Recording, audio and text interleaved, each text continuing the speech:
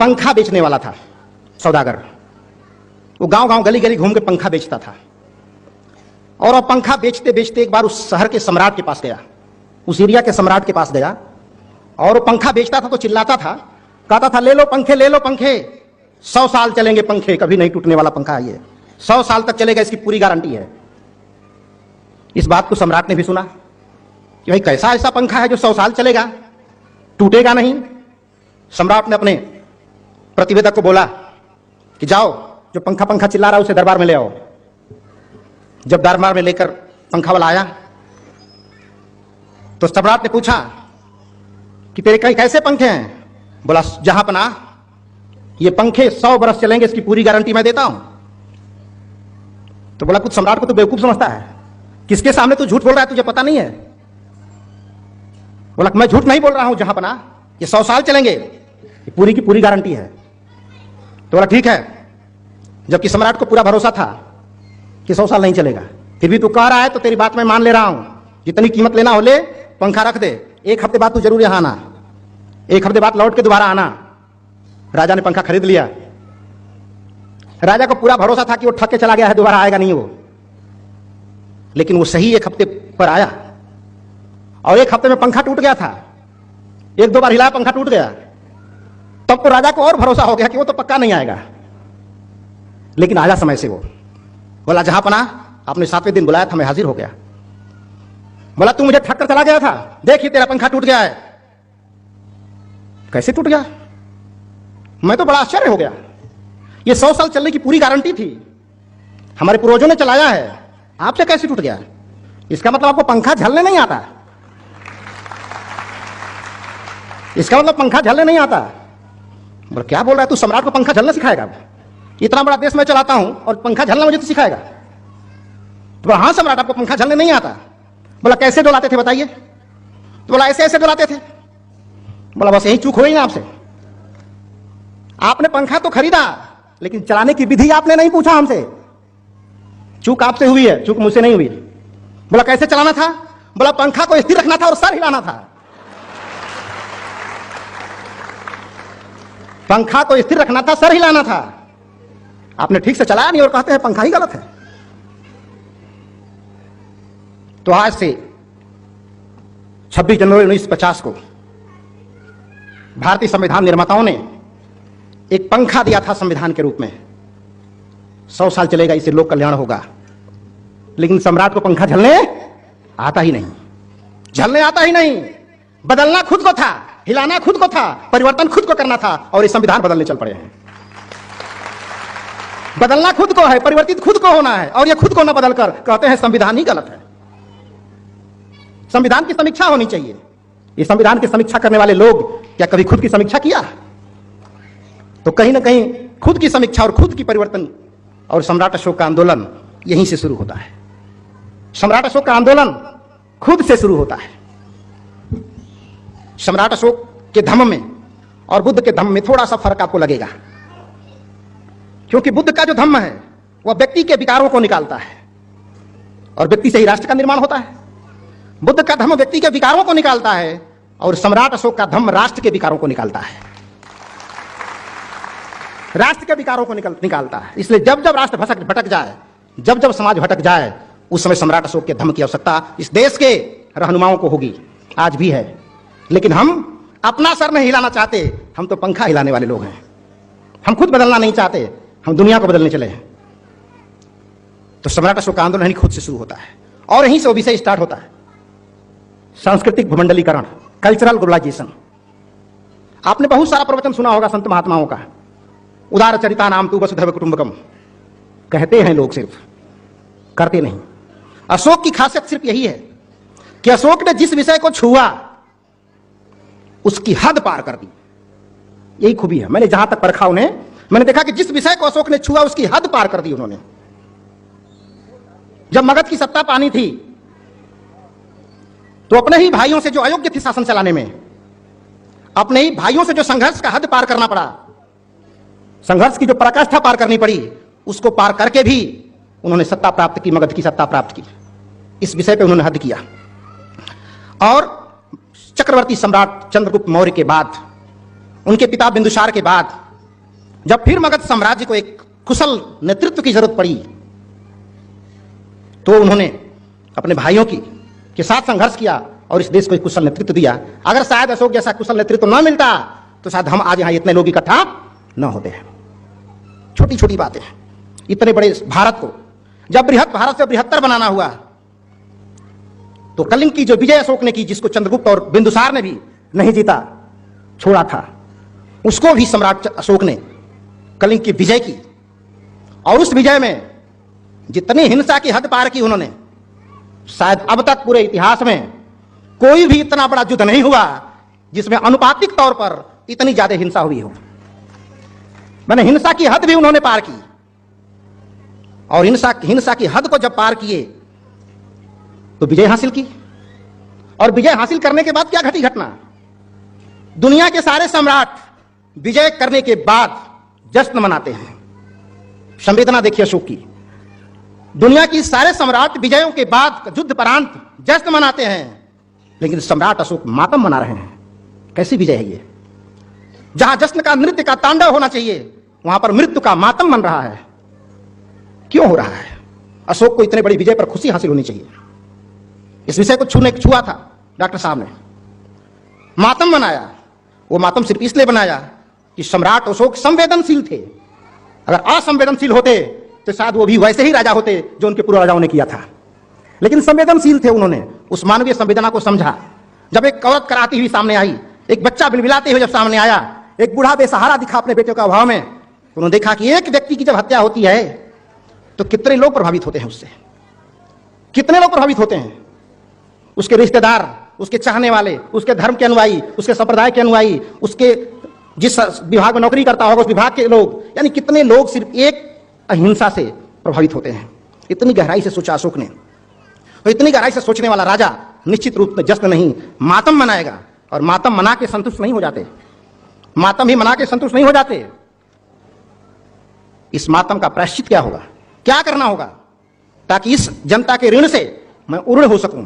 इसके लिए क्या करना होगा? तो उन्होंने रणभेरी को बंद किया और धम्मभेरी का धम्म घोष करते हुए, धम्म विजय का ऐलान करते हुए लोक कल्याण की ठान ली। लोक कल्याण की जब ठानी, वहां भी हद कर दी। ऐसी हद की कि जनता का नैतिक और आध्यात्मिक इतना उत्थान किया, इतना विकास किया कि देवता और मनुष्य एक हो गए। देवता और मनुष्य एक हो गए, जो किसी से आपस में मिल नहीं सकते थे। बड़े लोग छोटे लोग से मिल नहीं सकते थे, छोटे लोग बड़े लोगों के साथ रह नहीं सकते थे। ऐसा सामाजिक वातावरण बनाया कि बड़े लोग और छोटे लोग समता समानता के विचारों के संवाहक हो गए। और धरती पर जो देवभूमि कही जाती है, वास्तव में सम्राट अशोक का शासन काल ही देवभूमि कहने लायक है। वो सब तो कल्पनाएं हैं जो सुनते हैं आप, लेकिन कल्पना नहीं, इतिहास है। इतिहास उसे ही कहते हैं जैसा निश्चित ही ऐसा हुआ है, उसे इतिहास कहा जाता है। ऐसा काम अशोक ने किया। धर्म और संस्कृति को जब छुआ, वहां भी हद की उन्होंने, वहां भी हद की। हद का मतलब जो कोई ना कर सका, वो संस्कृति। सम्राट अशोक के सारे कार्य का सबसे महत्वपूर्ण जो तो कार्य था संस्कृति का आंदोलन। और संस्कृति की परिभाषा क्या होती है? एकदम आसान भाषा में बता रहा हूं, लोक भाषा में। इस बात को प्रोफेसर साहब ने बड़ी अच्छी से बताया था। संस्कृति का स्वाभाविक जो अर्थ होता है, ये तीन शब्द एक साथ आते हैं: प्रकृति, विकृति और संस्कृति। प्रकृति, विकृति और संस्कृति। प्रकृति उसे कहते हैं कि हमें भूख लगी है तो मुझे रोटी चाहिए, तो अपने भूख के लिए रोटी का इंतजाम किया मैंने और मैंने खा लिया। तो अपनी भूख मिटाने के लिए जो रोटी पैदा की जाती है प्रकृति है, क्योंकि हर जानवर करता है, हर इंसान करता है, अपने पेट की भूख के लिए रोटी पैदा करता है और अपने हिस्से की खाता है। तो प्रकृति वो है जो अपने हिस्से की खाए। और विकृति उसे कहते हैं जो अपना तो खा ही रहा है, दूसरे की छीन के भी खा लेता है। अपना हक तो खा ही रहा है, दूसरे की भी छीन के खाता है, उसे विकृति कहते हैं। और संस्कृति अपना खा रहा है तो आधी रोटी अपने खाया और आधी रोटी अपने पड़ोसी को दे दिया, यही संस्कृति है, यही संस्कृति है। और हम ऐसी ही संस्कृति के संवाहक हैं, ऐसी ही संस्कृति के प्रवर्तक हैं। हम ऐसी संस्कृति के विध्वंसक कभी नहीं हो सकते। और आज अगर ऐसा वातावरण नहीं है समाज में, लोग दूसरे के अधिकार को हनन करने में लगे हैं, दूसरे की रोटी खाने में लगे हुए हैं, अपनी मां बहन को मां बहन समझते हैं और दूसरे की मां बहनों के साथ सामूहिक दुष्कर्म करते हैं, ये क्या देवी देवताओं का देश हो सकता है? ये संस्कार कहां से आए? तो निश्चित रूप से हमने सम्राट अशोक की महान संस्कृति को हमने भुला दिया, तो जो संस्कृति को भुलाएगा वो विकृत तो हो ही जाएगा, वो विकृत तो हो ही जाएगा। उसी को भुलाने का ये साइड इफेक्ट है जो आज जो देश में वातावरण रोज पेपर अखबारों में देख रहे हैं। अपने पूर्वजों को भुलाने का नतीजा है। जो सील को भूल जाएगा वही तो अश्लील हो जाएगा, जो सील को भूलेगा वही अश्लील हो जाता है। और आज मीडिया से लेके, अखबार से लेके, गायक से लेके, लेखक से लेके जो समाज को दिशा देते हैं, आज वो सीलवान नहीं बल्कि सब के सब अश्लील हो गए हैं। और उसी वातावरण में हमारे बच्चे पैदा हो रहे हैं जो रोड पर निकलकर अपनी माँ बहनों को माँ बहन नहीं समझते हैं। उसी संस्कारों का नतीजा है। तो जो मीडिया के माध्यम से आप लोग जो देख रहे हैं, अखबार और मीडिया, तो मुझे ऐसा लगता है जैसे समाज की पूरी नकारात्मक चीजों को दिखाने का ठेका ले लिया है। एक चोर नेता हो जाता है उसको पूरे देश में दिखाया जाता है, और एक अच्छा नेता होता है उसको कहीं दिखाया नहीं जाता। क्योंकि आज भी हम ये मानने को तैयार है कि एक भी व्यक्ति अच्छा आदमी नहीं है, सब के सब चोर हैं। क्यों चोर मानते हैं? क्योंकि जब अपने घर में हम ताला लगाते हैं तो किसके डर से लगाते हैं कि मैं तो इस गांव में एक अच्छा आदमी हूं, मेरे पड़ोसी सब चोर है, पता नहीं कौन चुरा लेगा, तो मैं उस पड़ोसी के डर से ताला लगाता हूं। अब मेरा पड़ोसी जो घर में ताला लगाया वो भी यही सोच के लगाया है कि मैं तो अच्छा आदमी हूं, गांव के सब चोर है, कौन चुरा लेगा। तो पड़ोसी मुझसे डर रहा है और मैं पड़ोसी से डर रहा हूं। पूरा गांव ईमानदारों का गांव है और सब चोरों से डर रहे हैं, पता नहीं कौन चोर है। इसका मतलब कि पूरा का पूरा गांव चोर है, खुद को चोर मानने को तैयार नहीं है। तो सम्राट अशोक का आंदोलन यहीं से शुरू होता है। सम्राट अशोक का आंदोलन यहीं से शुरू होता है। अंतःकरण का परीक्षण। कहते हैं कि खुद को जांचना। अगर तूने शराब पी है तो तुझसे बढ़िया कौन जानता है। इसमें किस गुरु की जरूरत है? किसी भी आसाराम बापू की जरूरत, क्योंकि जो खुद ही इतना पवित्र है वो दूसरों को क्या पवित्र बनाएगा। अभी मैं गोरखपुर जा रहा था, मैं ऊपर सीट पे बैठता, नीचे सीट पे, उसने कहा कि इसकी क्या गारंटी है कि वो सही है, गलत रिपोर्ट है, इसकी क्या गारंटी है कि सही रिपोर्ट दी जा रही है। तो हमने कहा ये तो गारंटी तभी दी जा सकती है जब आपके बेटी पर गुजर जाएगा, तब पता चलेगा कि सही है, क्योंकि तभी प्रूफ आपको सही पता चलेगा। क्योंकि पड़ोसी के घर अगर चोरी हो गई और उसका पड़ोसी सजग नहीं हो गया, इसका मतलब गांव मुर्दों का गांव है। पड़ोसी के घर चोरी हुई, मेरे घर नहीं ना हुई है, मेरे घर होगी तो मैं कल देखूंगा। तो सजग वही होता है जो पड़ोसी घर चोरी हो और सजग हम हो जाए कि हमें कैसे रहना चाहिए। तो सम्राट अशोक का आंदोलन यहीं से शुरू होता है। अंतःकरण का परीक्षण। तू खुद जांचना, अगर गलती किया है तो तुझसे बढ़िया कौन जानता है, किससे छुपा रहा है। तो अशोक ने कोई भी ऐसा काम नहीं किया जिस काम को क्षेत्र में बांधा जाए कि ये काम किसी भारत के लिए है, ये काम पाकिस्तान के लिए है, ये काम किस देश के लिए है। वो काम जिन्होंने सारा काम किया वो सारा काम एक व्यक्ति के लिए है, एक लोक कल्याण के लिए है। एक पेड़ अगर आपने लगाया तो लगाया आपने भारत में, आपको लगता होगा कि ये भारत का पेड़ है, लेकिन वो पेड़ भारत का हो सकता है, लेकिन उसमें निकली हुई ऑक्सीजन वो भारत का नहीं हो सकती, पूरी दुनिया की है वो। अगर उस पेड़ से ऑक्सीजन निकल गई वो पाकिस्तान की भी है। भले आपकी लड़ाई होती हो उससे, गोलियां चलती हो उससे, लेकिन आपका पेड़ कभी नहीं कहता कि पाकिस्तान ये भारत की ऑक्सीजन है, इसे तू मत लेना, ये कभी नहीं कहता। अशोक का आंदोलन यहां से शुरू होता है, पूरी वसुधा के लिए शुरू होता है। इसीलिए उन्होंने लिखा, इसीलिए जब उन्होंने कहा कि संस्कृति के क्षेत्र में जब उन्होंने हाथ बढ़ाया तो पराकाष्ठा की, हद कर दी उन्होंने संस्कृति के क्षेत्र में भी, और ऐसी पराकाष्ठा की, धम्म दानं सब दानं जीनाति, धम्म का दान सबसे दुनिया का सबसे बड़ा दान है, और यह धम्म का दान पूरे विश्व को दिया जाए, यह कैसे संभव है। तो सम्राट अशोक ने इस दान करने की परंपरा में भी पराकाष्ठा का दान कर दी। लोगों ने धन का दान किया हो, पैसे का दान किया हो, समय का दान किया हो, लेकिन सम्राट अशोक ने तो बेटा और बेटी को दान किया धर्म के लिए। यहां भी पराकाष्ठा पार की, यहां भी पराकाष्ठा हो गई, हद कर दी। तो हद की कोई सीमा नहीं है। अब अपनी समीक्षा करिए कि आपके पूर्वजों ने क्या किया और हम क्या कर रहे हैं। तो आपके साथ जो भी हुआ है, आपकी अगर दुर्दशा है तो उसके पूरे के पूरे जिम्मेदार आप हैं, क्योंकि तथागत कहते हैं ताहि यत्नो नाथो कोई नाथो पड़ोसिया। आप अपने मालिक हो। अगर आपकी दुर्दशा है तो इस दुर्दशा के लिए पड़ोसी दोषी नहीं है। अगर कल दशा सुधरेगी तो इसमें भी पड़ोसी नहीं, आपकी खुद की भूमिका होगी, प्रयास खुद को करना पड़ता है। इसलिए इसका भी बड़ा दान किया, और बेटा बेटी को तो भेजा ही, कहां भेजा? श्रीलंका। श्रीलंका जो कभी धम्म का दान लेकर, धम्म का ज्ञान लेकर महेंद्र और संघमित्रा श्रीलंका गए थे। आज हम सारे लोगों का सौभाग्य है कि श्रीलंका से पुनः धम्म का ज्ञान लेकर पूज्य भंते शिवली जी आज हमारे बीच आए हुए हैं, और आज इनकी अमृत वाणी को हम सारे लोगों को सुनने का अवसर मिलेगा। मैं भी बोलना नहीं चाहता, मैं भी सुनना ही चाहता हूं। तो ये इतनी बड़ा, तो पूरे भिक्षु विद्वानों का, विद्वान भिक्षुओं का बड़ा बड़ा टीम महान सम्राट अशोक ने बनवाया, और दुनिया के सारे देशों में, कौन से देशों में, अगर उनको लगता कि श्रीलंका मेरा देश नहीं है, उनको लगता है श्याम मेरा देश नहीं है, यूरोप मेरा एरिया नहीं है, यूनान मेरा एरिया नहीं है। अगर उनके मन में ये बात होती तो इतनी बड़ी बड़ी मिशनरियां वो उन देशों में कैसे भिजवाते? तो उन्होंने लिखा है कि समस्त प्रजा मेरी संतान है। अगर समस्त प्रजा हमारी संतान है तो समस्त प्रजा जहां रहती है वो सारा परिवार हमारा परिवार है। वसुधैव कुटुंबकम के जनक तो सम्राट अशोक हैं। दुनिया के लोग तो सिर्फ कहते रहे उदार चरिता नाम तू वसुधैव कुटुंबकम। जिन लोगों ने अपने भाइयों को ही छूत बनाया, अछूत बनाया, तेरा छुआ नहीं खाएंगे, तू नीच है, तो जो अपने ही भाई को भाई मानने को तैयार नहीं वो पूरे वसुधा को परिवार बनाएगा। ये सिर्फ एक ख्याली पुलाव है और कागज पर लिखी हुई चटनी है जो चाटने से स्वाद मिलने वाला नहीं है। वो ख्याली पुलाव है। लेकिन सम्राट अशोक की बातें ख्याली पुलाव नहीं है। उन्होंने जो कहा वो किया और उसका रिजल्ट आज भी आप देख रहे हैं। ऐसा नहीं कि गदा से हनुमान जी लड़ाई कर सकते थे तो हम नहीं कर सकते।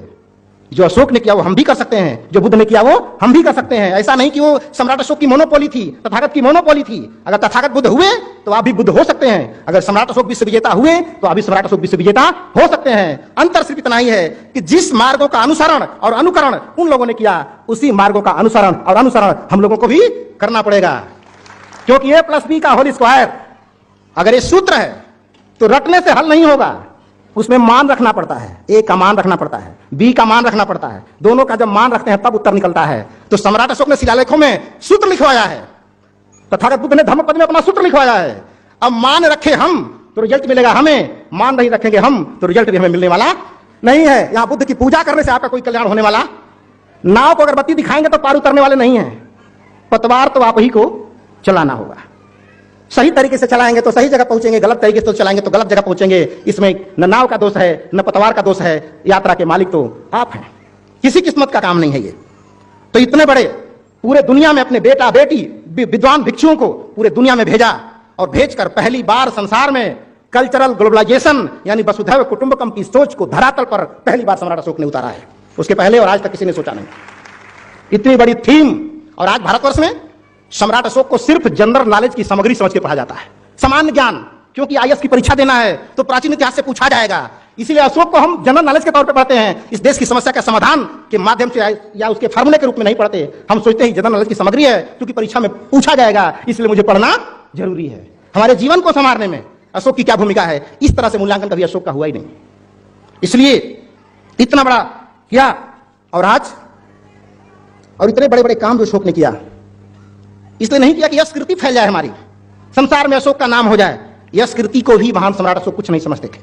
वो कहते थे कि जो कुछ मैं कर रहा हूं लोक कल्याण के लिए, वो इसलिए नहीं कर रहा हूं कि यश कीर्ति मेरी फैल जाए संसार में, इसलिए कर रहा हूं कि जब मुझे करता हुआ देखेगी जनता तो वो भी हमारा अनुकरण करेगी। क्योंकि जिस देश का राजा चोर हो, भ्रष्ट हो, उस देश की आम जनता को बहुत देर तक ईमानदार रखा नहीं जा सकता।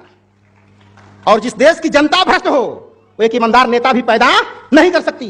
क्योंकि इस देश की जनता भी उसी को वोट करती है जो पाउच बंटवाता है, जो शराब बंटवाता है, मुर्गा खिलाता है।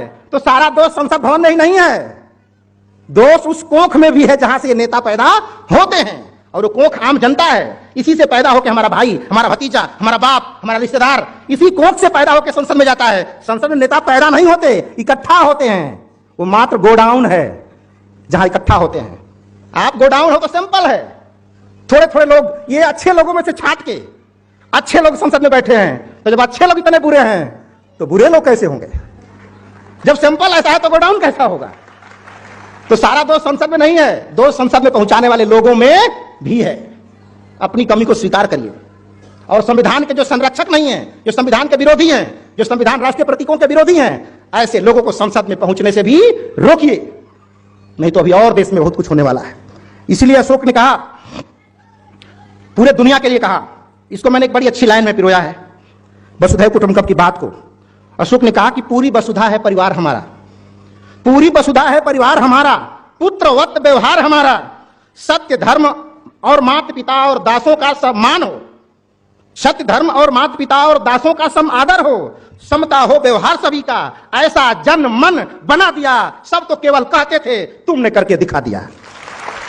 सब तो केवल कहते थे, तुमने करके दिखा दिया। अब ब्रह्मलेख की बात नहीं, अब शिलालेख की बात होगी। अब ब्रह्मलेख की बात नहीं, अब शिलालेख की बात करो। अब प्रधानी की बात नहीं, अब राजधानी की बात करो। प्रधानी की बात नहीं, अब राजधानी की बात करो। विश्व विजय तो किया ही तूने, धम्म विजय भी तेरी है। विश्व विजय भी किया ही तूने, धम्म विजय भी तेरी है।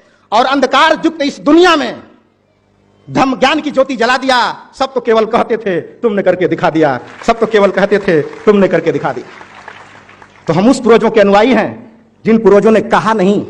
इसको डॉक्टर साहब ने कहा कि सोच जो अच्छे विचार देता है वो भी महान हो जाता है, भले उसके दुष्कर्म हो तो विचार देने वाला भी महान हो गया, अच्छे विचार लिखने वाला भी महान हो गया। लेकिन दुनिया में ऐसे सम्राट अशोक अकेले हैं जिन्होंने आचार दिया भी, लिखवाया भी और उसे करके दिखाया भी, और उसके बाद उसकी समीक्षा भी किया कि लोगों ने इसका अनुकरण किया कि नहीं किया। और चिट्ठी कैसा लिखवाया, जब पत्र लिखवाया तो भोजपत्र पे नहीं लिखवाया, इसमें भी हद कर दी, इसमें भी हद कर दी। कोई कागज नहीं, कोई भोजपत्र नहीं, लोहे की कलम से पत्थरों के पन्ने पर लिखवाया, ताकि हम रहे न रहे ये विश्व विजय का एहसास हमारी आने वाली पीढ़ियों को होता रहेगा। कितना चिरस्थायी शिलालेख, कितनी बड़ी दूरदर्शिता थी। लोगों ने झूठे किस्से कहानी तो बनाए, लेकिन ये किस्से कहानी अमर कैसे रहेंगे, ये खोपड़ा में नहीं आया। तो सोचिए, आज जो आप सोच नहीं पा रहे हैं, सम्राट अशोक आज से 2000 साल पहले इस बात को सोच रहे हैं। यहां खड़ा होकर सोचिए, आज आप जो सोच रहे हैं कि कौन सी बड़ी बात है, 2000 साल पहले की ये बात है। उस समय जब वास्को डिगामा को पता भी नहीं था कि भारत कहां है, उस समय वास्को डिगामा को पता भी नहीं था कि भारत कहां है। उस समय हम वसुधैव कुटुंबकम की बात करते थे। बात समझ आ रही हमारी? जब वास्को डिगामा मोहताज था, खोज रहा था कि भारत कहां है, उस समय भारतवर्ष के लोगों का संबंध यूनान से, दुनिया के देशों से व्यापारिक संबंध, सांस्कृतिक संबंध, धार्मिक संबंध और वैवाहिक संबंध भी थे। वैवाहिक संबंध ने किया क्योंकि सबसे पहला दुनिया में इंटरनेशनल मैरिज करने वाला चंद्रगुप्त मौर्य ही था, और कौन था। तो कहीं भी आपके पूर्वजों ने सिर्फ हद कर दी है, हम लोग हद को पार नहीं कर पा रहे हैं, हम हद के अंदर हैं। इसलिए हमको इस चीजों को सोचने की जरूरत है। और जिस दिन सम्राट अशोक और तथागत की बात को लेकर आप संसार में चल पड़ेंगे, जो कुछ भी आपके साथ उल्टा पुल्टा विरोध हुआ है वो सिर्फ भारत में हो रहा है। आज चीन क्यों लेकर घुटना टेक खड़ा करा, बंदूकें लेकर क्यों खड़ा है? चीन कल बंदूकें रख देगा। लेकिन पहले बताओ तो कि मैं गौतम बुद्ध का मैं गुरु हूं, तुम मेरा चेला हो। तो चेलों को पता है कि भारत मेरा गुरु है, लेकिन गुरु को पता ही नहीं कि हम उसके गुरु हैं। तो गुरु का व्यवहार हमेशा गुरु की तरह होना चाहिए। तो जिस दिन सम्राट अशोक और बुद्ध का अनुयायी ठीक से देश हो जाएगा, चीन, Japan, Korea, Thailand, Sri Lanka, Vietnam, Cambodia, विश्व के लगभग 67 देश जो तथागत के अनुयायी हैं, भारत के मित्र राष्ट्र हो जाएंगे, भारत के मित्र राष्ट्र हो जाएंगे। इतना इंटरनेशनल फिनोमिना आपके समाज में घट रही है, इतना इंटरनेशनल थॉट आपके समाज में घट रही है, और इसके संरक्षक, इसके संरक्षक, इसके प्रवर्तक, इसके संवाहक हम लोग हैं। और हम अपने को समझते क्या है?